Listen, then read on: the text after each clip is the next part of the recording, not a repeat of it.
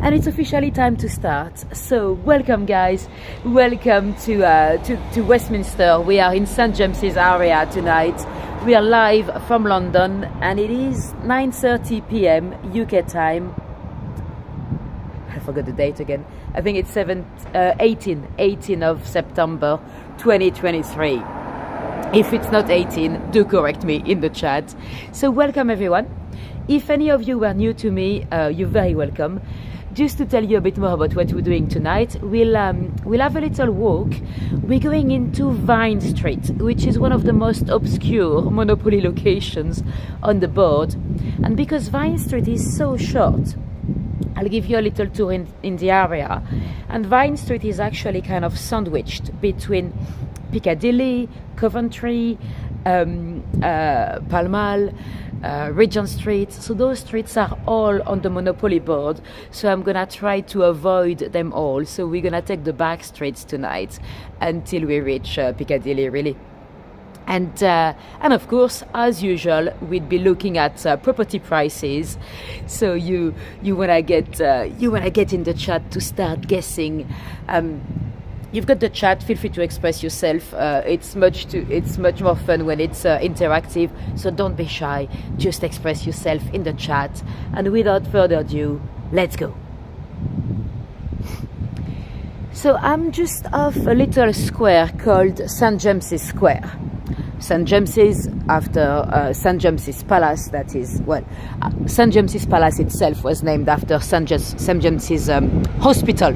We used to have a leprosy hospital on the site of St James's Palace. And we'll jump straight into the action, because in the building across the street here, I have 3 different flats for you. Welcome Tariq and the Bears. Before you start guessing, let me explain why this building might be quite expensive. See the little blue plaque there? It's actually the oldest blue plaque in London.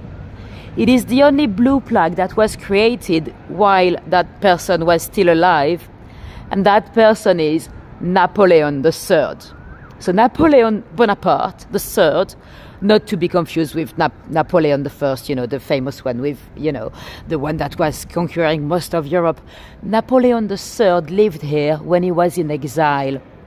That was the time when the French didn't quite know what they wanted to do. They had a president, then they had an emperor again, then they abolished that again, and then, and he lived here for a little while, so that's why you've got a blue plaque. So his actual name is Louis Napoleon III. He was the nephew of Napoleon I. Not to be confused with Napoleon Louis, that's his brother. I don't know why they called one Louis Napoleon and the other one Napoleon Louis. It's just very confusing, but there you go. Anyway, so we've got 3 different flats and the prices are very different. I don't know why. It could be because one of them was actually Napoleon's flat, I don't know. But let me show you the first one. So it's a 3-bedroom for sale. So we're looking to buy. So 3-bedroom flat to buy. And let me show you the photos.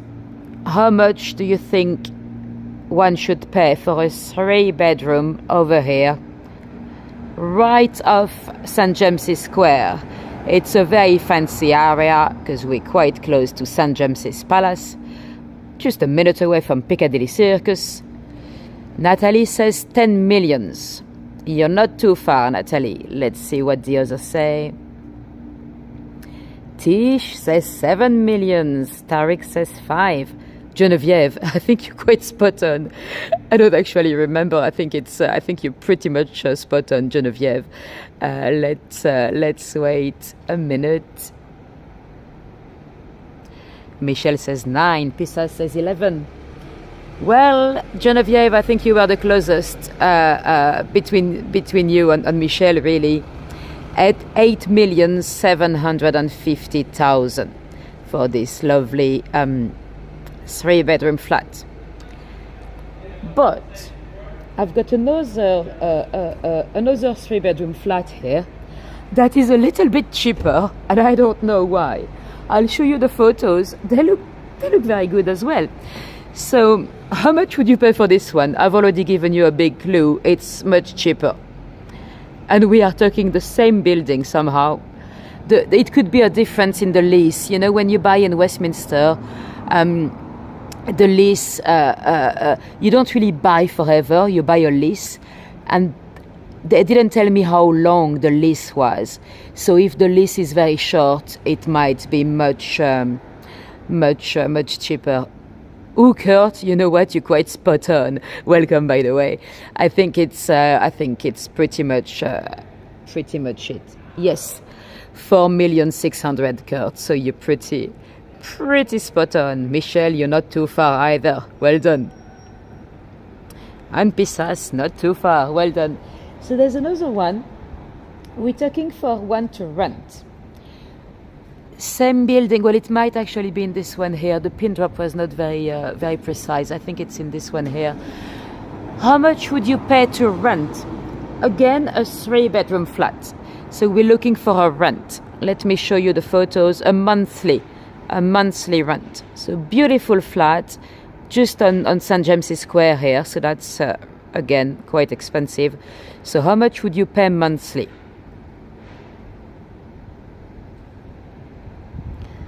So 3-bedroom monthly rent this time.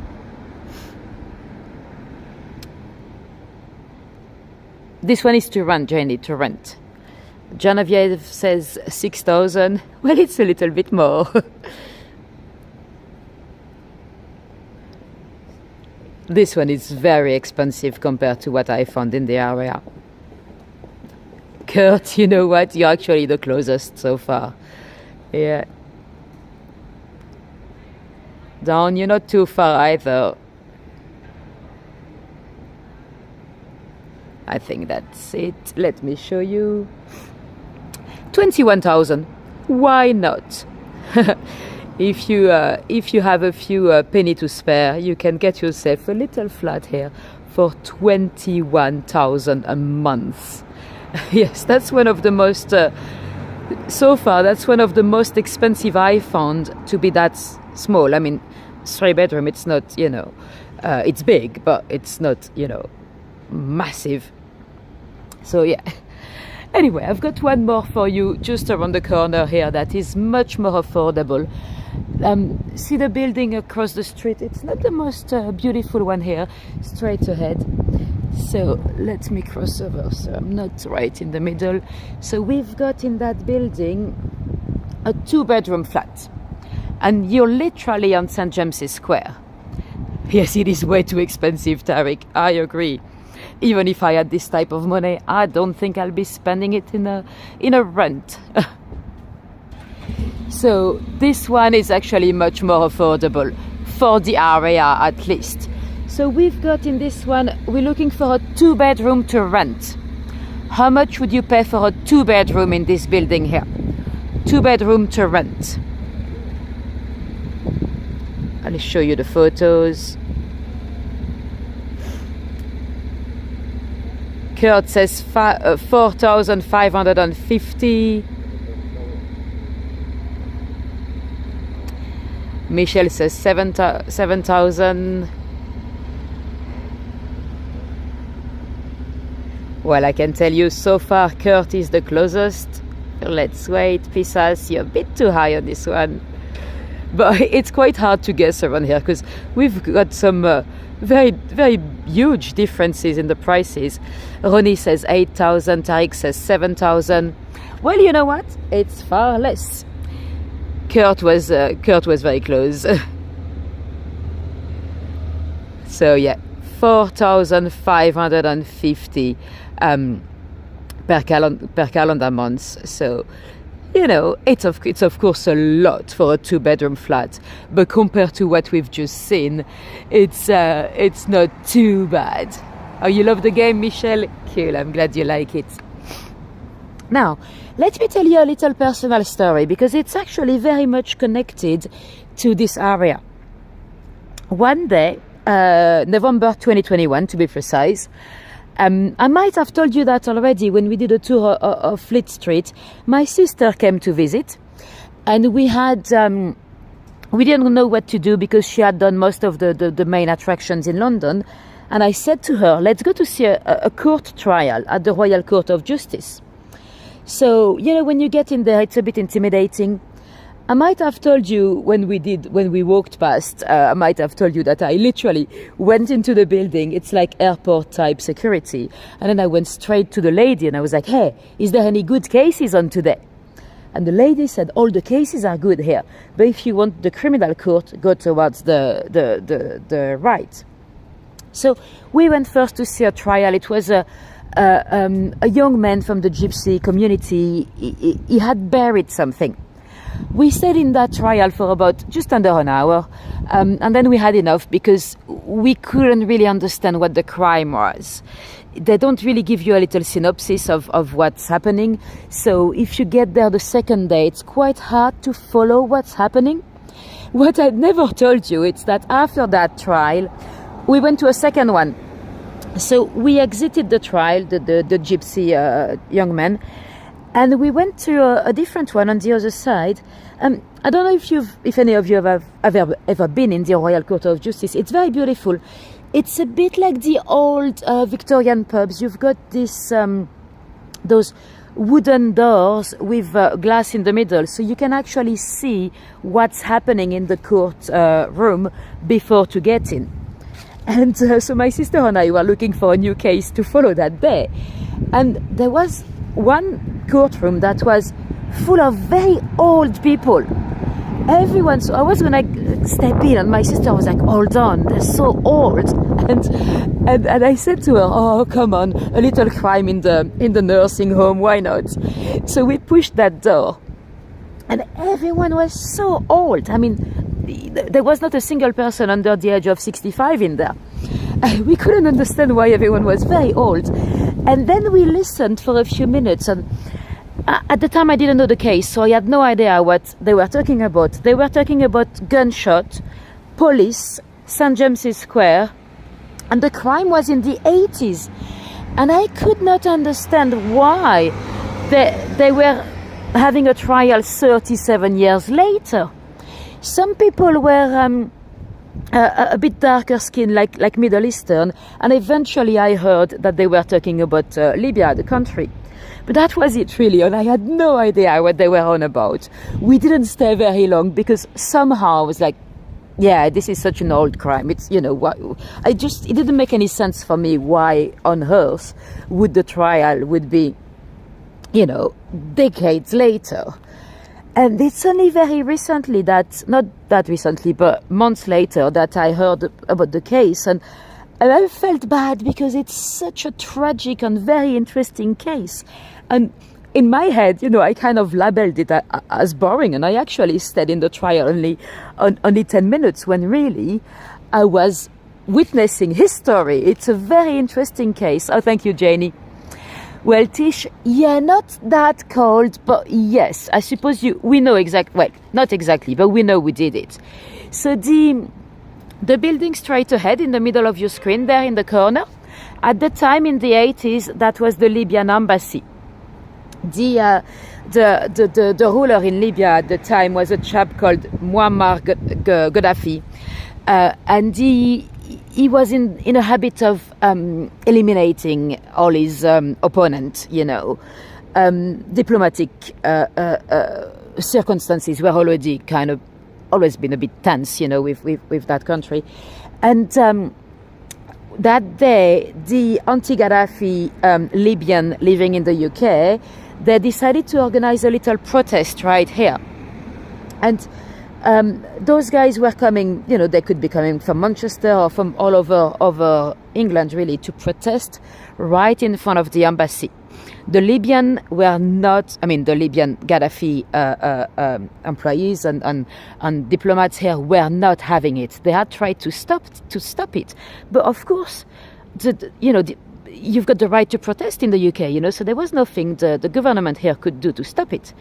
And that very morning, of course, police officers were called to police the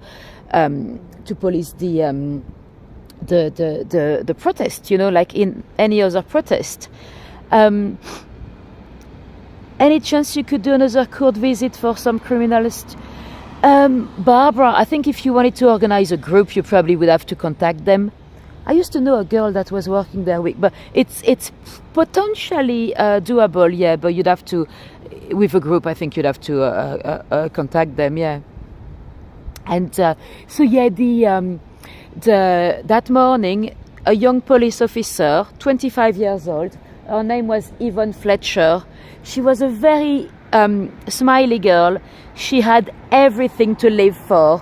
She had just got engaged. She was actually the shortest police officer in the UK, would you believe? She had been rejected before from different forces because she was very short. I don't know how short exactly, probably like me. And Yvonne was actually remembered, even from the protester that day, because of her big smile. She was a very popular lady. And at the beginning of the protest, people came and opened that, let me show you, that window there, the windows towards the left. The two of them were opened, which was quite rare, and gunshot came from the embassy itself. Yvonne was killed. Well, she was hit in the back, she fell down. They tried to move her body to Charles II Street, just down there, because they could still be targeted by more gunshots. Everyone was in shock, and of course, you'd think you could have the police storm into the building and arrest the guilty party, but no. Because the embassy, because of international law, the police is not allowed to step in an embassy like this. It's like if you were in foreign territory. And the minimum height was 5 feet 4 inches. Yeah, it's about my height, I guess. And yeah, poor Yvonne. And she was rushed into hospital. In the ambulance with her, there was another police constable, John Murray. In the ambulance, he actually cut off her skirt because somehow that was putting pressure on her wound, and that was making her feel even worse. So he cut off the skirt, and he said to her, "Don't worry, Yvonne, you'll be okay. I'll get whoever did that to you. We'll get them to court. We'll get them to court." The thing is, it really was not that easy for John Murray. So, because there was actually a siege, the police were on the roof in the nearby building. They were waiting for the moment where they could storm into the building and search and arrest whoever did it. But because of diplomatic relation, you just couldn't do that. And very frustratingly, eventually the Gaddafi employee from the embassy, they left. They were allowed outside. The police was not even allowed to question them, and of course they went back to Libya. That was the end of the diplomatic relationship with Libya for the time being, and the British ambassador in Libya actually had to come back. So very frustrating for Yvonne's family, of course, and Yvonne's friends and police constables that were there that day. Very frustrating because not only had they lost their loved ones in very horrible circumstances, but they could not get the criminals to court because of international laws and diplomacy tactics, or however you call it. So very interestingly, 37 years later, unknowingly I stepped into that court case. The guilty party, he wasn't there anyway, but finally PC John Murray, he took them to court, and they were indeed, well, one of them at least was indeed considered responsible or partially responsible for the crime. So yeah, so that's why we have a little monument here for Yvonne. She died on duty on a day that should have been a perfectly routine call, or at least the police officers were not aware that it was going to be that rhymes. What rhymes? I've missed something. Or maybe did I say a rhyme and I didn't realize? Maybe. Straight ahead in the corner, that's the London Library. It is there that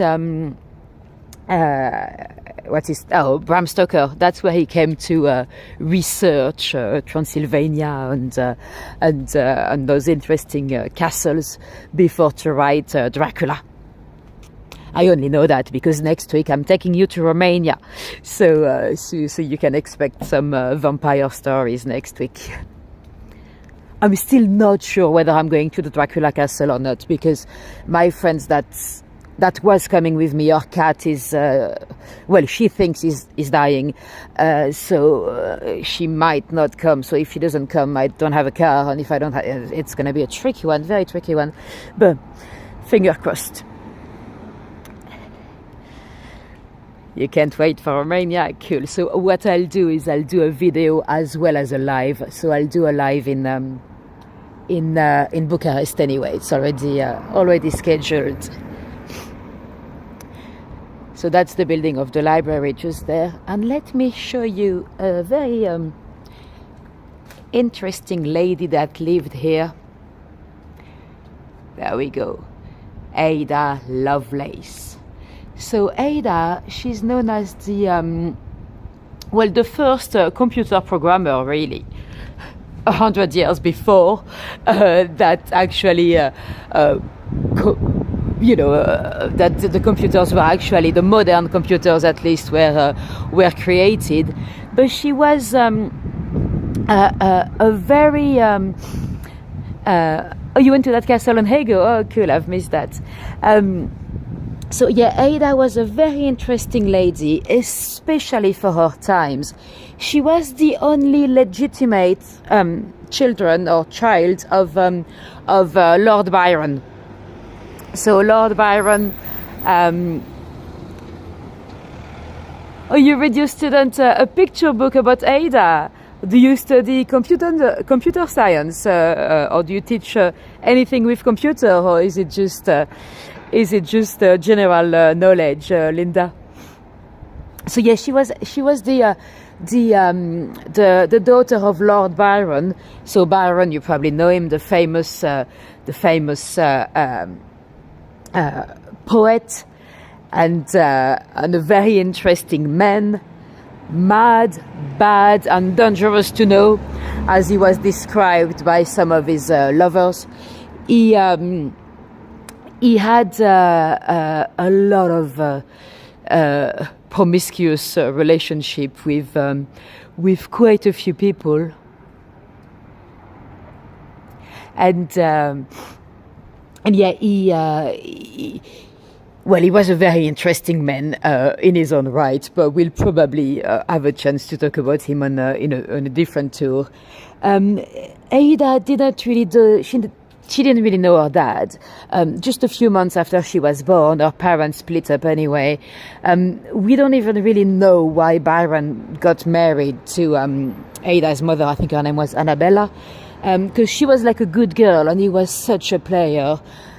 He probably got married to have an official wife because he kind of had to hide all his homosexual affairs. You'd have to remember that at the time, not only homosexuality was not okay, but it was a crime.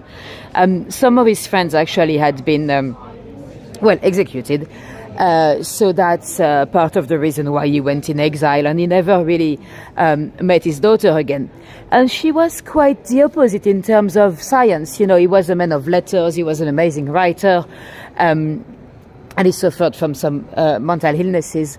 And Ada was, her mother taught her how to, she gave her a great education, and she wanted to teach her mathematics. At the time, mathematics were not, it was just not for ladies. They just didn't imagine that ladies could have the brain for it. It was just inconceivable that ladies could actually understand math. And she was taught math, and she met Charles Babbage. He's known as the father of computers, really. He's created some of the very early computer prototypes. The first one was the difference engine. It was basically like a massive calculator, and the second one was the analytic engine. You can see they've actually been built. You can see them at the Science Museum. Let me show you what they looked like, because it's not really like a computer today. Let me show you the photos. So it would have been massive, and we're talking about something mechanical. It would have been like steam powered, you know, so very different from a computer today. And although it was Babel's invention, Ada really understood it, and if anything, she potentially even understood it better than Babel did, because at some point there was an essay that was written in by an Italian guy in French about the machine, and Ada translated it, and not only did she translate it, but she actually added far more to it. She made it 3 times longer, and that very text about the algorithm that could be driving those machines of the future, that's what inspired the guys that did the modern computer. So some people even call her the first coder. Let me check. So I'm just gonna check that I'm showing you the right property. Yeah, that's good. That's where we're going. Okay. Hold on. Let me check. Oh yeah, that's the one just above me. There we go. I was gonna go a bit too far. So yeah, very interesting lady. But let's have a little pause. So see the flat right up there with the little balcony. Let me check if it's to buy or to rent. Okay, so this one is a 3-bedroom to rent, all the way up there to the top, with the little balcony. How much would you pay monthly rate for this lovely little flat? So we're talking a monthly rate.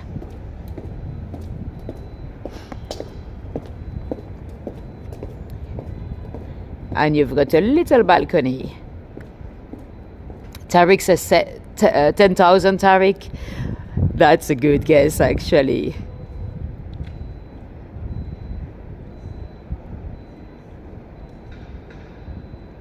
$22 says Tish. That's a bit too much. Kurt says 7,000. Down, you're quite close, but I think Tariq so far is the closest. Ronelyn, it's a little bit less. Let me show you the answer. 10,833 per calendar month. So yeah, that's a fancy one. And we've got, so you know what, I'm gonna, oops, I just nearly fell off the pavement. We've got another 2 flats in this building there, the one that says NatWest. But the entrance is actually here on this side, but the windows and the view are on the other side on Piccadilly. So you know what, keep that entrance in mind, but I'll make you guess once we reach the other side, because it's gonna be much more representative once we are on Piccadilly, because here it looks like a tiny little street, Jeremy Street I think it's called, but Piccadilly, you're right in front of the Dilly, and you're right next to Fortnum and Mason. So yeah, I'll show you what the flat looks like when we are on the other side. So to come back to Ada, fascinating lady, really, and even in her own life and choices and all that, she was. It's little known, but she actually had an affair when she was a teenager with a man much older than her. And when she married, she actually wanted to come clean and tell her husband, because at the time, you know, that was quite bad. You know, she would have been a fallen lady, really. And her husband, that was a very much a love story, those two. So of course he was okay with that, and they went to have 3 children. But she had a bad health. She died quite young. Poor Ada. She's still considered as the mother of coding. Really, apparently there's a coding language that has been named after her. It's been named Ada. So and Lovelace, it's quite a cool name. That's actually, he was the Earl or the Count of Lovelace, I think, her husband. Let me show you. Down this way it's Piccadilly, but we'll go there in a moment. We'll just go around from the back streets. So yeah, very interesting lady. Let me cross over. Cool. Just so you know, when I was preparing the walk earlier, there were some buskers, musicians on Piccadilly Circus. If that's the case, if they're still here, I will have to mute you for 2 minutes because, again, I don't want any copyright claims, and because if you do have a copyright strike, they can ban you from streaming for 30 days. And I've got some interesting locations coming next week and the week after, so I don't want to get a ban. So if there's music, I'll just mute it a few minutes. Are those building pink? No, it's the light. We've got a few red lights around here, so it looks a bit pinkish, but it's not.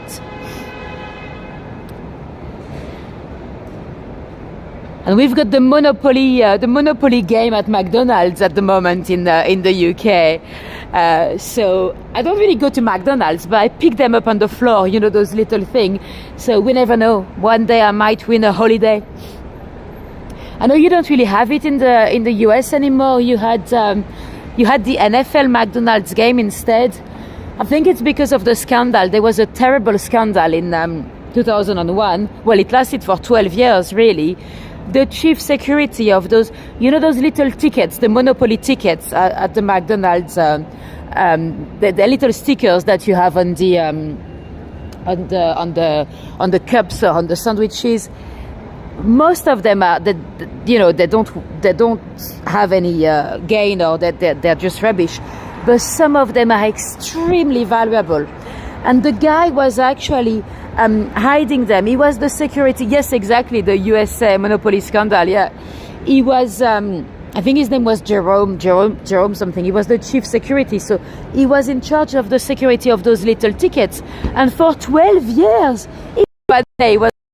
You didn't really hear much about that before into the news, but yeah. But we still have it in the UK. It actually just came back because McDonald's apparently sells about 40% more when they have the Monopoly thing. You keep losing in that game. Yeah, well, I don't win much either, but one day I will. One day. Anyway, I've got another flat for you here. Let me find the images, and it's quite a nice one. I think in terms of prices, it's not too bad. So it is a 1-bedroom flat, 1 bedroom, just above the steakhouse there. And let me show you the photos. So 1 bedroom to buy. So we're looking for a price to buy. 1 bedroom. And imagine, we are extremely central. We're just off Coventry Street, so literally next to Piccadilly Circus and Leicester Square. And I think it's a very good price. So the lease might not be very long, but let's see what you'd say. How much would you pay for a 1 bedroom, quite bright and colorful? 1.5 million, says Tariq. 10 million not to rent, to buy. Ooh, Linda, you're quite close. Tish, you're not too far either. Down a bit less. Michelle, a bit less. Let me show you. Ta-da! 900,000. So it's, to be honest, it's not much for the area. But yeah. There's another one right behind me. I didn't select it because I didn't want to have too many, but there's another one in that building here. 1 bedroom for 1,005,000. But it's it says 1 bedroom, but it's not actually. The bedroom is not actually closed up. It's linked to the living room. Anyway, let's head towards Piccadilly. We have some beautiful horses here, but they had to do, I'll try to show you from here. I think it's because of responsibility. They belong to the Criterion Theatre. Let's see if I can put them in the frame. People used to climb on them, and I suppose if people fall down from the horses, it's probably the responsibility of the theatre. So now they're completely hidden behind bars. So we have a beautiful statue, but we cannot really see it. And we were talking about on homosexuality in Victorian times.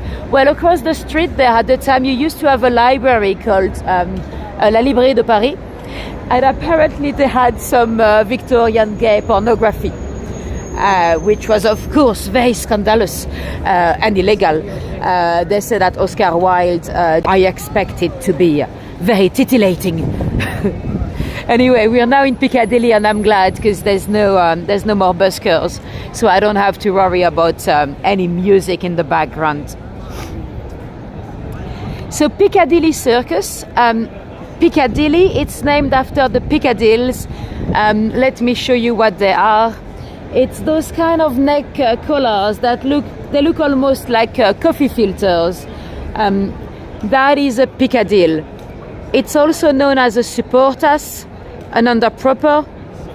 Oh, you are a descendant of Oscar Wilde. Oh, that's interesting, Natasha. So that's another one here. That's a Piccadille. So there was a chap called Roger Baker that used to produce some very nice Piccadilles here, and he had a big mansion. He had a house that was called Piccadilly Hall, and eventually it became Piccadilly over the years. And circus, it's because, well, it's Latin, you know. It used to be a roundabout, not really anymore. But yeah. And this is a fountain that a lot of people call Eros fountain. I'm afraid it's not Eros. It's actually Anteros. He's the god of self-love. It was placed here for Lord Shaftesbury. He was a politician at Parliament, and he did a lot for charity and a lot for in terms of protecting kids against difficult hard labor. Because the kids, you know, in Victorian Britain, they did a lot of work, some very difficult.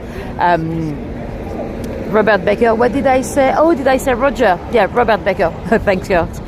And he did a lot of work to try to help the kids. Right, let's cross over.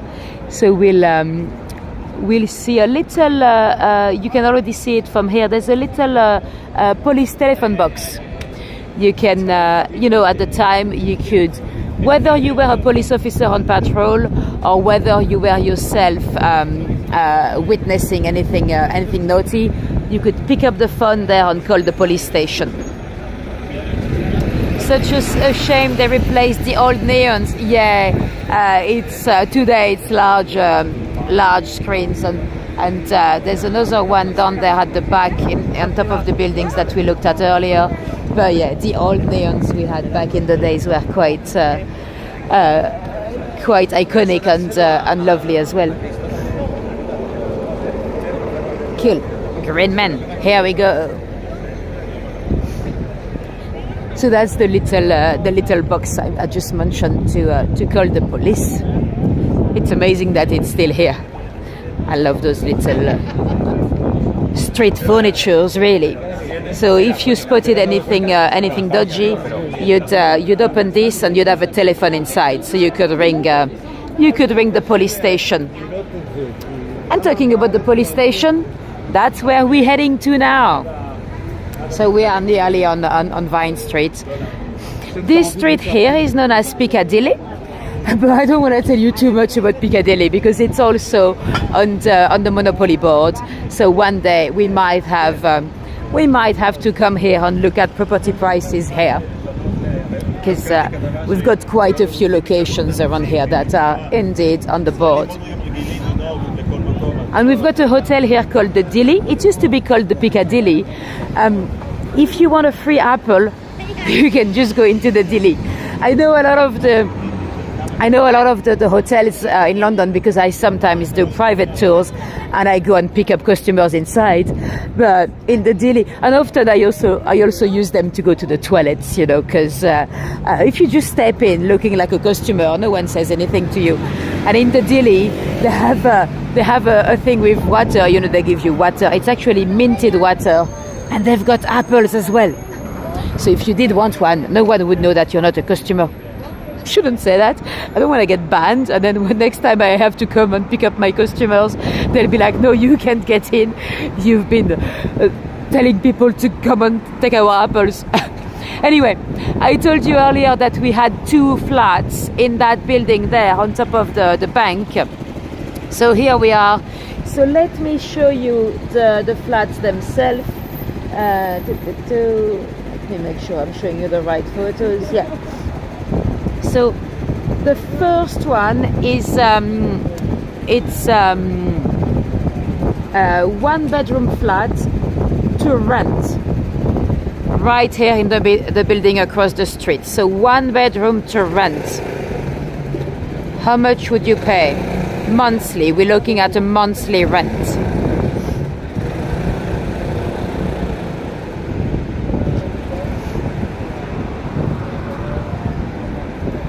Welcome, herbivore. 7K says Tariq. It's actually a bit less. Jenny and Tariq, you are on the same wave.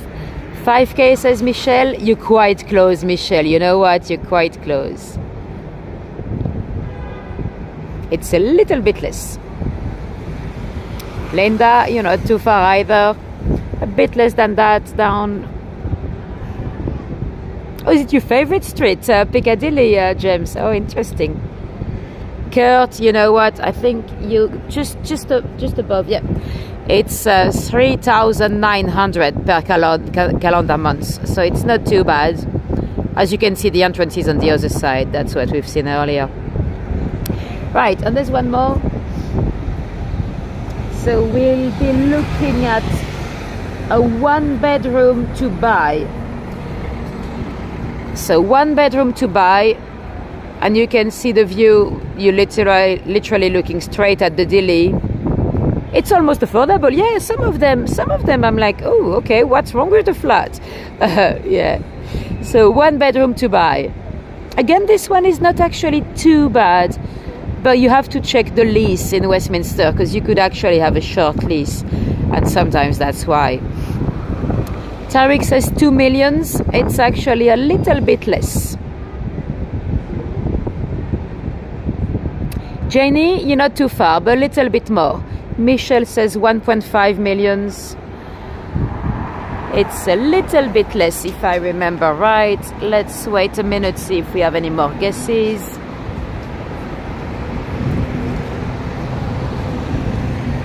Kurt, are you on the website? Kurt, I think you're quite spot on. Don't cheat. There we go, I'll show you. 1,250,000. So you're right spot on, Kurt. Well done. So, but again, it's not too bad for the area. Anyway, there we go. This is the Dili, so that's the famous hotel. It used to be, before to be the Dili, or the Piccadilly as it was called, it used to be St. James's Hall. That's where they used to do public readings and stuff. That's where Charles Dickens actually did his last public reading. What did I say? This his last public reading, just a few months before his passing, I think. And we'll turn into the back streets to go and see Vine Street. So, as you'll see, Vine Street is extremely small. It is basically 70 feet long. So it's very unusual as a monopoly location. When they did the British Monopoly Board, they came down to London. I think they were based in Yorkshire. The guys that did the British Monopoly Board. So they came down for the day, And they didn't spend that much time looking into the locations, really.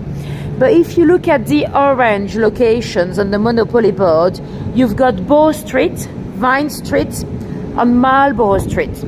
If you want to be pedantic, Marlborough Street doesn't exist. Well, actually, no, we do have a little Marlborough Street that's by Sloane Square, but it's not the one. It's Great Marlborough Street after the Duke of Marlborough. And you had a court of justice there on Marlborough Street, a magistrate court. And Bow Street, you might have heard of it because of the Bow Street runners and the Bow Street police station. And Vine Street used to have a police station as well. So all the orange properties on the London Monopoly board, they are all somehow connected to law enforcement.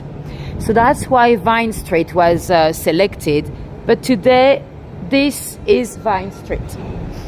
Well, I still have a few meters down here, but so yeah, literally, I think it's 21 meters. So very, very small. And across the street here, that was Vine Street Police Station. Let me show you what it looked like. I should have a photo somewhere. There we go. So that's what it would have looked like at the time. Even before to have the police station, there was a little watch house. You might have heard of those watch houses we had before to have the Met Police. And the police station, one of the most famous people to come through those gates was actually the Marquis of Queensberry. We were talking about Oscar Wilde earlier. Well, you might know it's when was it turned on? In, I think, Tish, don't quote me on that, but I think the late 90s. Yeah. And the Marquis of Queensberry is the one that known for the boxing rules. He was the dad of Alfred Douglas, that was the lover of Oscar Wilde. And you might know all the story of Oscar Wilde. He basically was in his private club just a few streets away, actually, and there was a note from the Marquis of Queensberry accusing him of being a sodomite. And well, that was a very silly move from Oscar Wilde, but he decided to take the Marquis down for libel. And the thing is, you know, the Marquis could have faced 2 years in jail, so he kind of had to hire some private investigator to prove that the accusations were not fake. So that's how Oscar Wilde himself ended up in big trouble, because they were then trying to prove that he was indeed committing a crime, because sadly at the time, having some homosexual relationships was illegal. So yeah, that's it technically started here. And there's another, a couple of other interesting stories on Vine Street. One of them, it's a little girl. We are in 1821. There was a little girl. Her name was Jane Sarah Bolen, if I remember right. She was 4 years old when she was killed by a block of cheese. There was a cheesemonger from Oxford Street with a massive, you know, those big blocks of cheddar. And he actually, the little girls, there were two of them playing on the street in front of him. And one of the little girl tripped and fell down. And then the cheesemonger actually dropped his cheese. And sadly, that killed the little girl. There was an inquest here. There used to be a pub here called the Men in Moon. The Men in Moon. That's why the little passage still today, it's called the Men in Moon passage. It used to be Vine Street as well, but they've renamed it. And so yeah, quite a lot of stories for such a little tiny street. Oh, Kurt is saying one of the first recorded deaths from erotic asphyxiation was here on Vine Street. Oh, never heard of it. So many interesting things happen on Vine Street. And guess what? There's also a ghost. There was apparently at the beginning of the 20th century, there was a police officer at the station that we don't know why he did that, but he basically grabbed the belt, he went into a cell, and he managed to attach the belt behind the door, and he took his own life. And after that, through the Second World War, the Vine Street police station became the alien registration office. Alien as foreigners, not as alien from a different planet, because that wouldn't make sense. So that's where they'd have to come and register, you know, if you were from abroad. And at that time, there were a lot of complaints that people had. They could hear some noises like big boots walking down, and one person even spotted an old style police officer as a ghost. And eventually, when it became a police station again after the war, quite a few people complained of a ghost as well. So, you know, who knows? And eventually, when the building was destroyed, we've not heard about the ghost again. So he might be resting in peace now. You dying for cheese? Yeah. I don't. I'm a terrible French. I don't do cheese at all. That's why I've been banned and I had to move to the UK. There's quite a few nice restaurants down here. They're closing down now because it's 10:30. And let me show you a little glimpse of Regent Street. We'll do Regent Street quite soon, I guess, because it's also on the Monopoly board. But while we're here, let me give you a little snippet. There's also a very iconic Indian restaurant here. It's from 1926, right here. It's one of our older. Not the oldest. We had some Indian restaurants the century before, really. One of the first Indian restaurants was actually Sheikh Mohammed. His name was, I think, and he was great at Champi. Champi was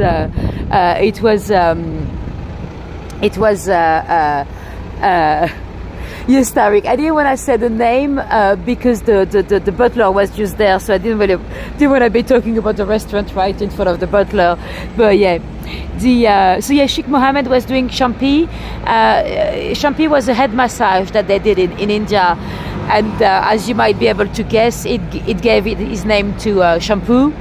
And he opened a restaurant, and he was also doing Champi, so head massage. But that eventually closed because his target audience were the officers from the East India Company that came back from India. But those guys, they had enough money to buy to pay for an Indian cook anyway. So that was not a great business, and he actually moved on to Brighton, where he became the chief Champi artist of the king and everything. Anyway, this is the Regent Street here. So beautiful street. But again, we'll probably come here quite soon. You love cheese on wine. I don't do wine either. Unless there's absolutely nothing else to drink, then I'll do wine. But if I can have a pint of ale, I'm happy.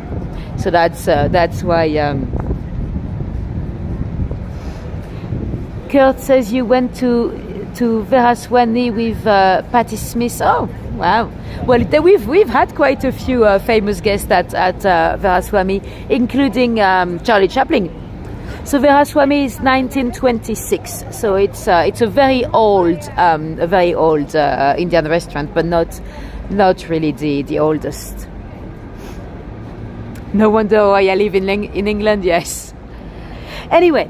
It's gonna be the end of the tour. Let me show you my face again, and let me know if you have any questions before we go.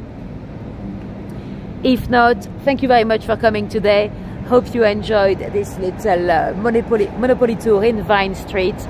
If any of you gave me a little tip on PayPal or buy me a coffee, you very much appreciated. I don't see them live on the chat, but yeah, we very much still rely on your generosity. So thank you very much in advance. And hopefully I'll see some of you 20. Oh, it's a bit much for a Monopoly board. I'm sure you can find some second-hand ones on some websites or something, because that seems a bit much. I got mine. You know what? When I bought my Monopoly board for those tours, I looked all over Gumtree and those websites to look for a cheap Monopoly board, right? And I see this girl, Belen. She lives in Clapham South. She was selling a Monopoly for £10. And I was like, Belen in Clapham?